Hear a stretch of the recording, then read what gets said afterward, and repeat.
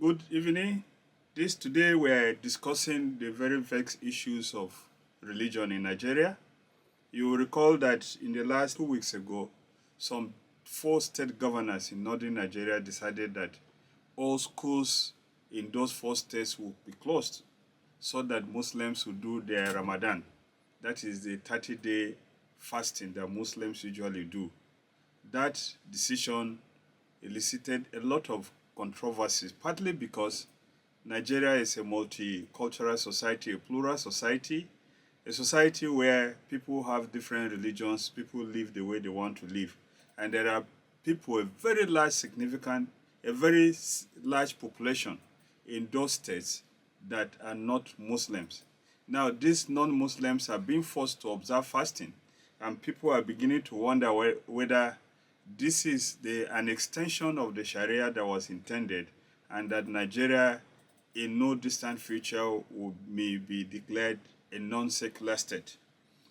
Joining me in this conversation is a political scientist who lives in Portugal, Joel Kemie, and we're discussing these vexed issues. Joel, you are welcome. Yeah, you can call me Dr. Joel. I think I've earned that. All right, congratulations. All right, congratulations. Yeah, what sense do you make of this thing that is happening? This forcing non-Muslims to observe the fasting. Okay, first, if you look at the constitutional provisions that says one is entitled to their religion, worship, and all of that, I think the imposition of the government of these four northern states that even non-Christians should be out of school, should observe the out of school policy because of the Ramadan. I think it's really, really absurd and ridiculous and if you look at what people have been saying even before now about the Muslim ticket, you see these are some of the angles that is being used to test the waters.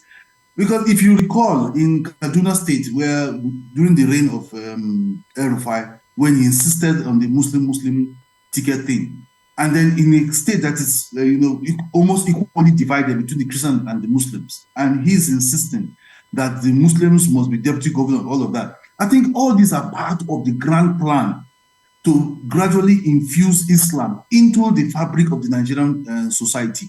Because I don't see any reason why, if you want to observe your Ramadan, you want your children to be out of school, it is fine.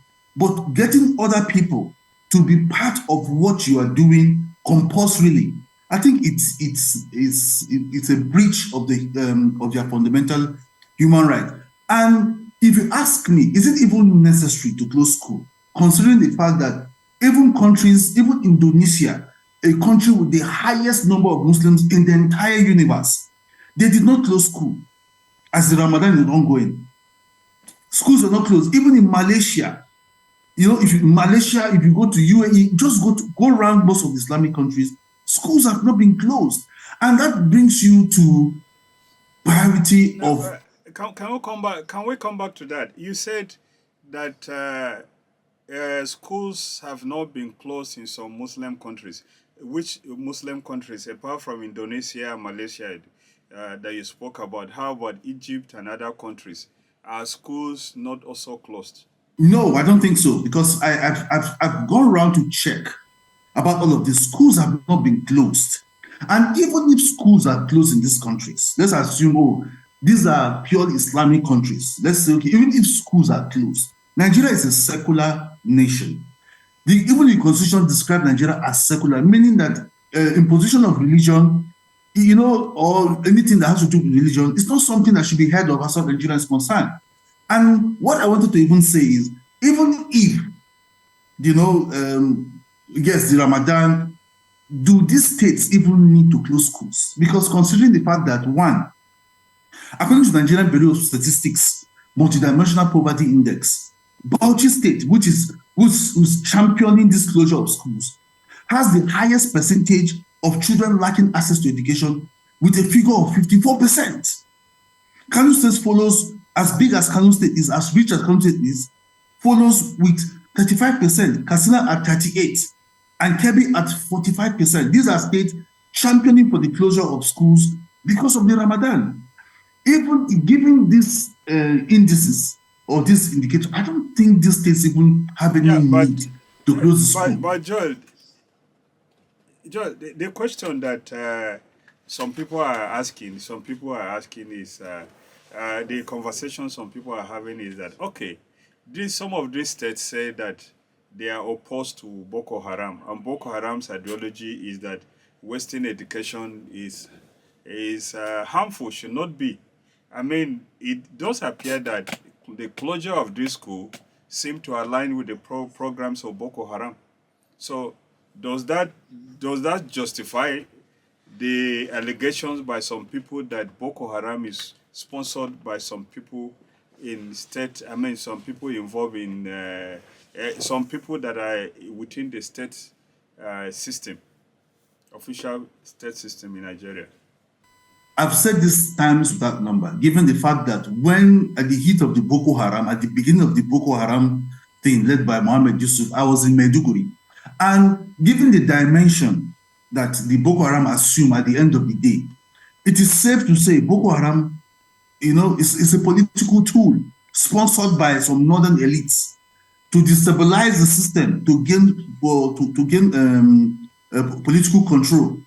So if they say Boko Haram is yes, they do not want education, Western education, and then you, at the other hand, you are trying to say, okay, due to Ramadan, people should not go to school. I think the policy is somehow trying to be in sync with with the non-Western education ideology, because even if it is not, this how do you explain it?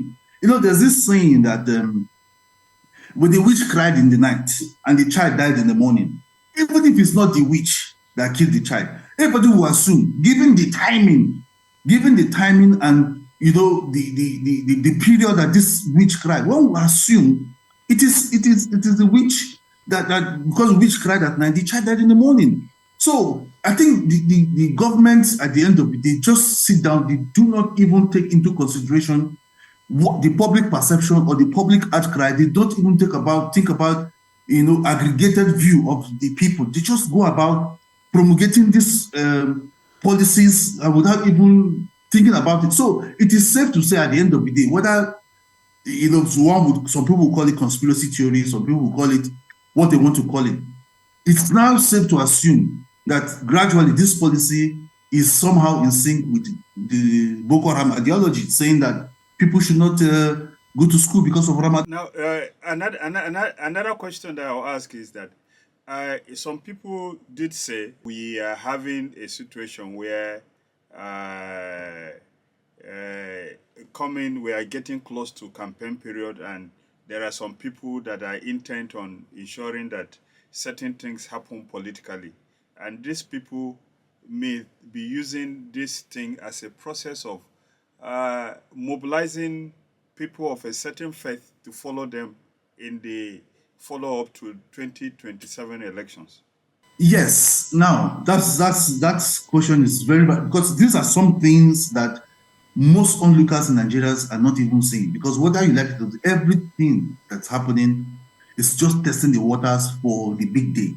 Now, I read in the news few days ago how I think the Jamaat Nasli Islam, or an umbrella body of generality of Muslims in Nigeria, have come out to say that the Muslim ticket is not benefiting them. And if you read in between the lines, you ask yourself, the Muslim ticket, is it that there's a special thing that should have gone to the Muslims? Or being Muslim ticket is about the capacity of the people who are from this religion to ensure the all-round development and growth of Nigeria in all spheres. So at the end of the day, after I haven't read that news, I'm trying to question: is there a motive behind just the Muslim ticket, or for Nigeria, or the Muslim ticket was supposed to have special benefits to the Muslim? Is it that the Muslim ticket should have kickstart the bigger process of Islamizing Nigeria, or is the ticket, will it kickstart another process or a grand plan to ensure that Nigeria drifts towards Islam? like you have in Turkey, Syria, and the rest of them. This thing I asked, and this question about 2027, some of these things that we're seeing, they're just testing the water. It's unfortunate, very, very unfortunate that most Nigerians do not view these things from the political lens. Because whether we like it or not, all of these things are policies that are grand designed towards the 2027. And like I said, someone said, oh, Tinubu was going to lose the election. I said, no. All he needs to do is bring out some, to carry out some of the demands, but by these people to ensure that he gets back into office, and that's what is going to happen. So, judging by what you have said, I think some of these things are, that what we saw El-Rufai, did in Kaduna is to test the waters and to ensure that this grand plan or this grand design of Islam is fully, grounded in Nigeria. So I think it's going to. Yeah, so you spoke about Islamization. Some people have argued that it is not possible to Islamize Nigeria, that Nigeria is too much of a plural society, and it may not be possible, that people talking about Islamization of Nigeria are just rabble rousers. It's unfortunate a lot of Nigerians. I don't blame them because given the fact that a lot of Nigerians will have to, struggle for some basic things. So when government do certain things, they say it is not my business, but it will become your business years later. And if you look at the countries who, that were Christian countries and later became Islamic republics, this thing did not happen overnight. This thing we are seeing today started in the 80s when Babangida was there. And who would have assumed that one day we'll have Muslim ruling Nigeria?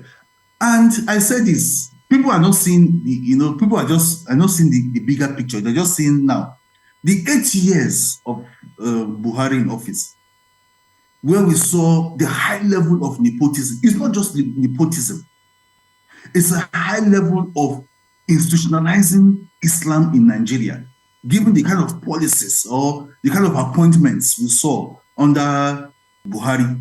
No, though now it might not be like what we saw in the case of Buhari, but there are some things that when you look at it, you just understand that there are seeds being sown today. That when these seeds start germinating, before we know what was happening, it will just spring forth. Look at, for instance, in Imo State, the governor set up Imo State Hajj, Muslim Hajj board. Who does that? You can't do this thing in the core northern states in Nigeria because it's almost a taboo for a northern governor to sponsor anything that relates to the Christian faith. Even if they do it, it might not be, or it will not be in the open. Now, for the fact that they are getting southern governors to somehow implement this thing, these are part of the scheme. These are part of the plan to ensure that this Islamization project, even though not realistic now, even if it doesn't seem to be realistic now, even if it doesn't seem to have captured the whole place, it is gradually is a seed that will start to grow. And this means that if the next person that would want to succeed Uzodinma, if he leaves office, part of the plan would be that he must continue this process. You can imagine how many people know that in the Nigerian army, there's the Islamic division, Army Islamic board or something like that. And the kind of respect and accordance he gets. Why can't these are some of the things that have been planted not today, but gradually these things are growing. These things are growing. These things are growing, and this thing might not even be in our time. On this, still on this matter, just to run off this part that we're talking about. We are living in a plural society, a society where everybody has to live with the other person. Now, what would be your suggestions as to what we should do to make sure that we live peacefully and everybody has his rights? It starts with the government. It starts with the government. You start with the government not giving preference to certain class of people in society. For example, there's something now that's trending about a man in self-defense killed a Fulani man. in Adamawa State. The Supreme Court upheld the death penalty for that man. This is a case of self-defense. Nobody's even looking at that. But in this same country, Nigeria, there have been instances where the Fulanis have killed people, and we've never seen a public prosecution of these people. Recently, I just saw in the news a few days ago how the Zamfara state government is now classifying the bandits to give them amnesty. Meanwhile, agitators in the southeast are being clamped down upon heavily. So if you look at, so it starts with the state. The state has to be very careful how they handle these issues. You cannot use kid gloves on some people while you use the iron rod on the others. It doesn't call for justice. It doesn't call for equity. So it begins with the government. If the government will now follow things to be done accordingly, not because what did look at the way they are treating, for example, Nnamdi Kanu for agitating. Meanwhile, Sunday Igboho is out in the open. So it begins with the government. The government has to ensure that everybody is treated equally before the law, irrespective of your tribe, religion. So if the government will continue to do that, and you don't give certain class of people in society, given their religion and all of that, certain preferences. And secondly, I've always said this, when it's time to fill certain forms to get certain privileges from government, maybe job or anything like that, the government should remove religion from these forms or state of origin. Because in the country where I live, if you have to fill the form, nobody asks you what's, because even the country, the Portugal, is divided into different areas. But nobody will ask you, where are you from? If you go to the UK, nobody will ask you, are you from London or Michigan or Liverpool? No. Are you a citizen of the United Kingdom? That should be the primary focus. I know I've always said it again, that this sense of nationalism, either at the local government level, tribe level, is particularly in Nigeria.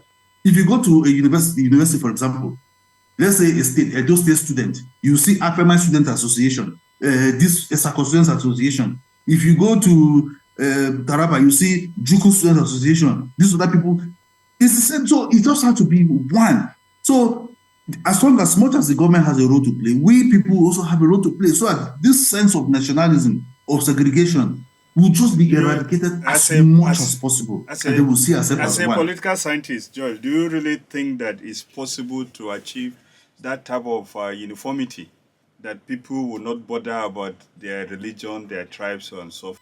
That's because the seed of discord has already been sown long time ago. And it's unfortunate that the coming generation, they're just following the trend. So I think it's not too late. Just like what happened in Sierra Leone, after the war, that the government has to do a lot of reorientation to ensure that people desensitize themselves about the war or the cause of the war. The same thing in Rwanda. If you go to Rwanda now, after the 1994 civil war and all of that, the government did a lot to ensure that people's minds are de-radicalized about tribe, and let us see the country as one. So it's never too late to start. Things are bad, but they're not really that bad yet. Can start now. Maybe our children and the children after that will pick up from that. But at this stage, things are bad, but they're not entirely worse yet. So that seed that has been sown, just have to uproot that seed, throw it out, give people this sense that you are first in Nigeria before you are anything else, or you're from anything else. Yeah, we are speaking to Joel Kemie.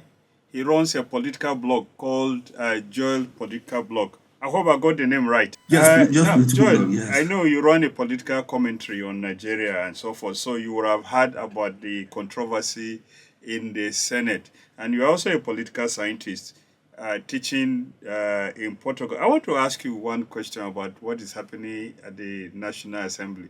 Do we have the same type of situation in Portugal? No, absolutely not. The politics here in Portugal and most part of Europe is ideologically based, unlike in Nigeria, where it is more towards promoting self first. The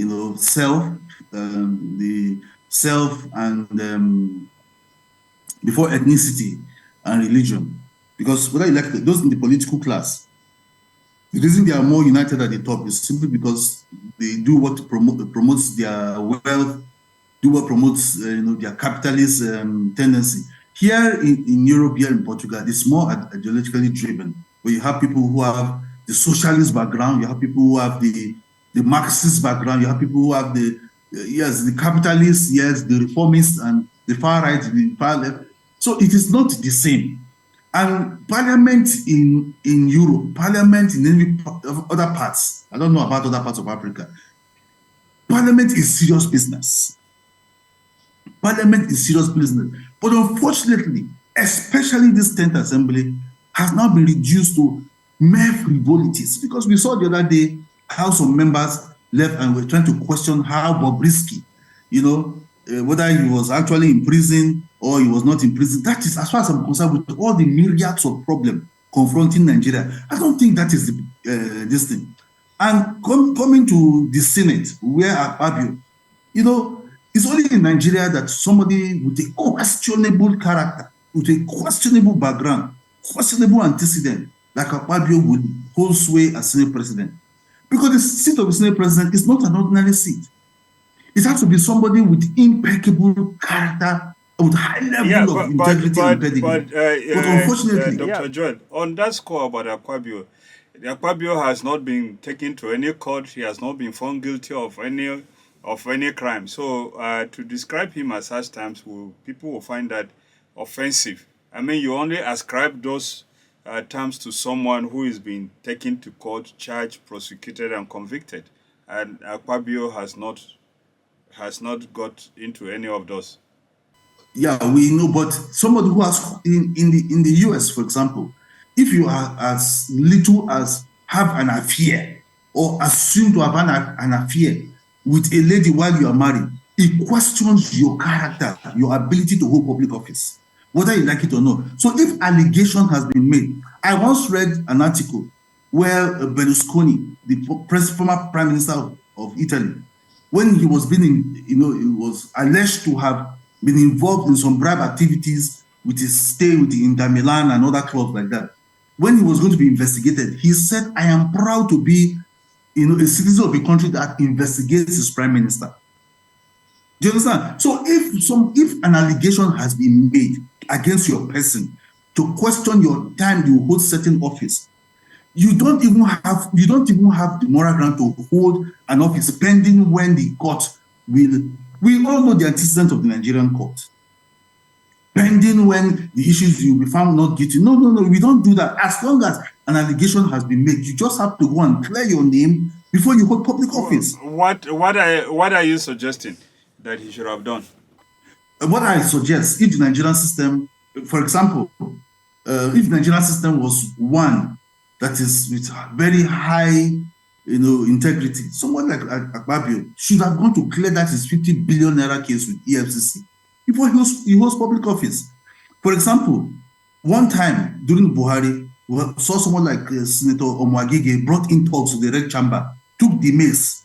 As we speak, nobody's talking about that issue. That is desecrating the hallowed chambers. You brought in talks, came into the hallowed chamber, took the mace. The mace was later found somewhere in Abuja. This man even picked the form. He was screen cleared and he contested for governorship in Rivers, in Delta State. Imagine if he had won. These are the things we are talking about. Sometimes when you make allegations like this, it's because they've seen that something, even if it's not the 50 billion, something went missing. Something went missing somewhere. So if allegations are made, you cannot. Okay. Our time is up. Thank you very much, Dr. Joel, for the time you spent with us coming. Thank you, sir. This is one-on-one on the India television and radio. My name is Rumande Shawulu. This is India television one-on-one conversation.